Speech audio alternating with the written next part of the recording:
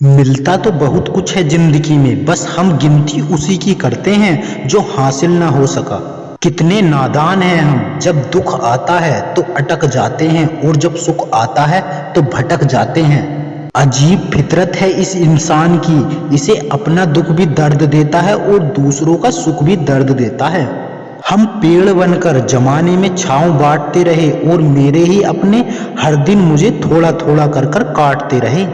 इसलिए जिंदगी में खुद को किसी का आदी मत होने देना, क्योंकि वक्त बीत जाए तो लोग भुला देते हैं, बेवजह अपनों को भी रुला देते हैं। जो दिया रात भर रोशनी देता है, सुबह होते ही लोग उसको बुझा देते हैं। जो हो गया उसे सोचा नहीं करते, जो मिल गया उसे खोया नहीं करते।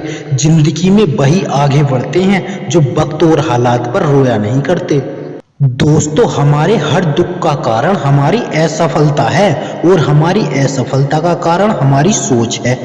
आपके अंदर दुनिया को जीतने की काबिलियत है अगर आप में खुद को पहचानने की हैसियत है।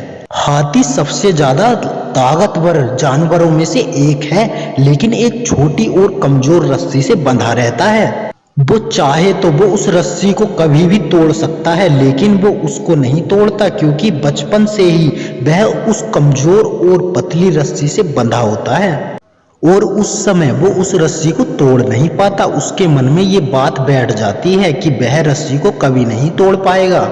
इसीलिए जब वो हाथी बड़ा और शक्तिशाली भी हो जाता है, उसके बावजूद भी अपनी गलत सोच और अपनी गलत धारणा की वजह से वह उस रस्सी को तोड़ने की कोशिश भी नहीं करता।